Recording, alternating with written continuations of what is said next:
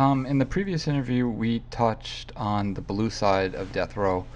Um, a lot of people commented and wanted to know a little bit more if you knew any more people that were on the other side that was around the label or around the artist that you could speak on.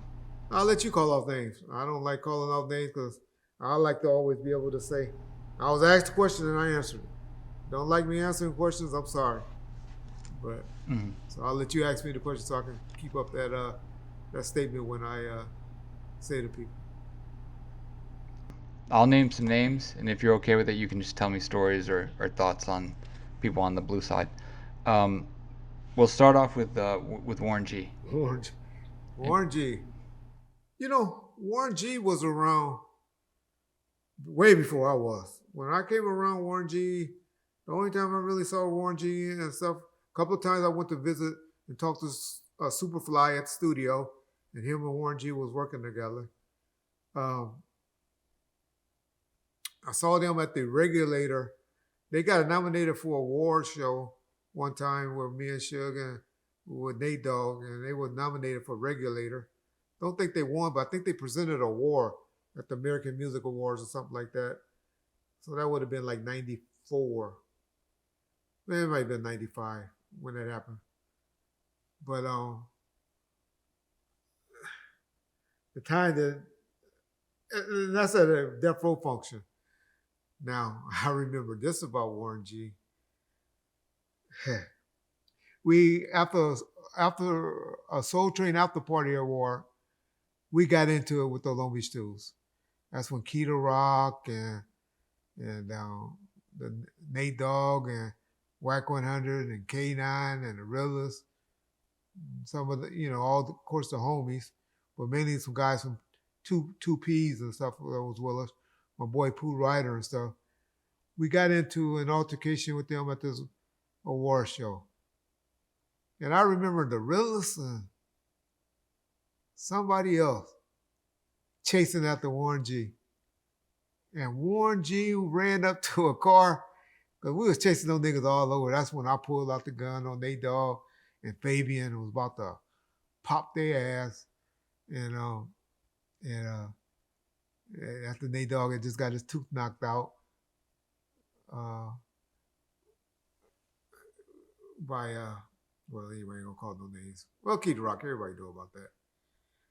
And so they had got into it and we was chasing. It was big chaos at this flying museum.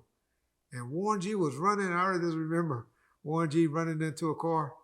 And there was some white folks in the car and he was trying to get them to jump in the car with them. And he said, I'm Dr. Dre, brother. Let me in the car. It was like, I don't give a fuck who brother you in. You ain't getting in this car. I remember laughing at Warren G about that. But yeah, I forget who was with the Riddlers. They were on his ass, though. But yeah, that was the incident with old Warren G. Okay. What about Superfly? Pre Superfly. Superfly was Superfly. I didn't see Superfly much around until like 96, 97, and he was mainly like the DJ. And the guy that used to go and be like the DJ on the road and stuff for them. But he was tight with Daz. Some would say he played the keys and did a lot of the work for Daz. Daz was hell of on that drum machine, so people that always try to take Daz credit as for a producer. I still love Daz's bass line and his ability, but I guess he wasn't that good on the keyboards, is what I'm finding out. And Superfly was. And so Superfly also had a song, man. I can't think of the song now. I know I put it out on either Chronic or Two Gangsta for Radio that I was like, I wanted to put that album out on Superfly. I really did want to put an album out on Superfly.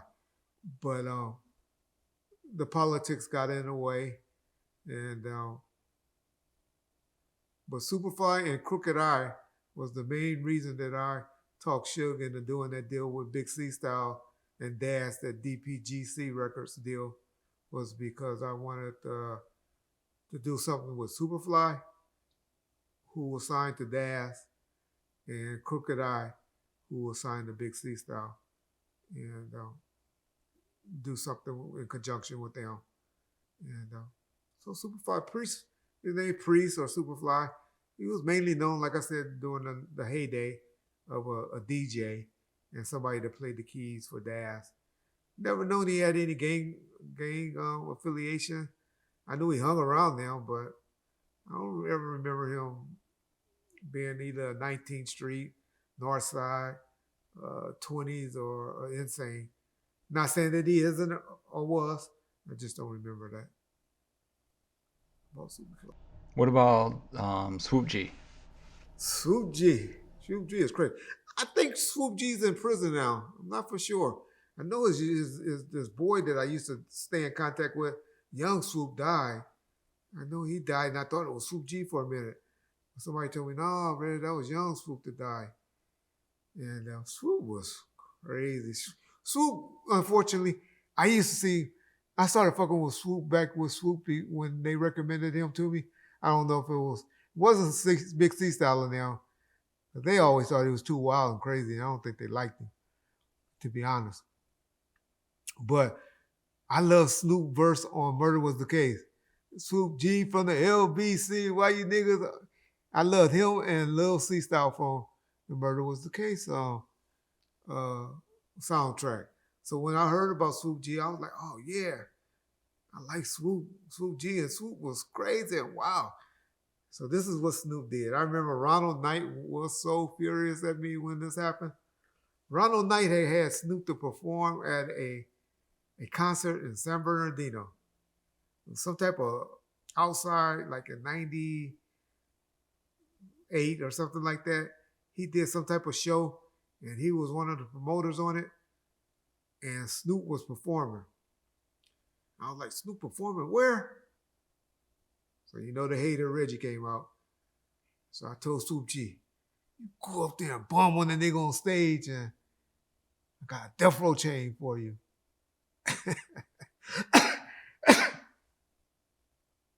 Or it might have been some money. I forget which one it was. Shit.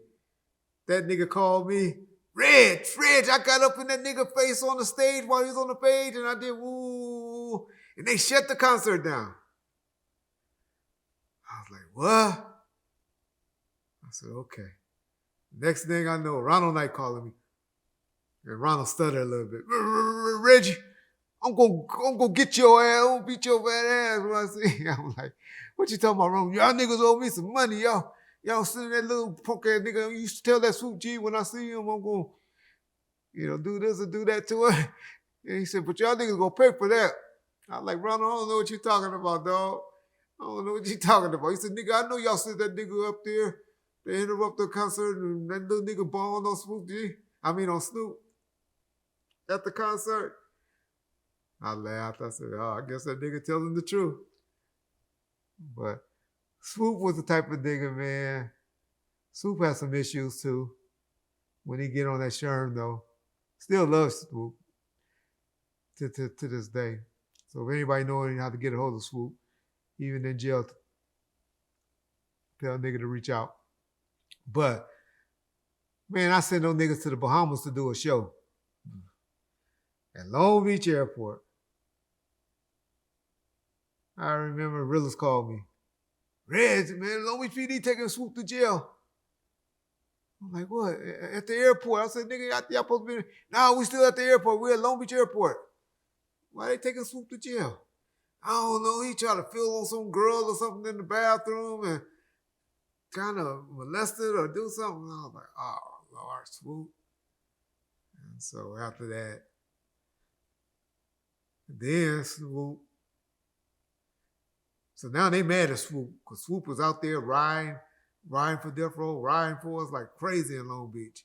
He like the new rider. He was on Snoop and them head and dashing them ass, and he was on them. He was like my little Long Beach killer. He was on those niggas. But then this dude named Fabian caught him somewhere, and he shot him in the leg and shot Swoop. So I remember going to Swoop saying, how you want to handle this, Swoop?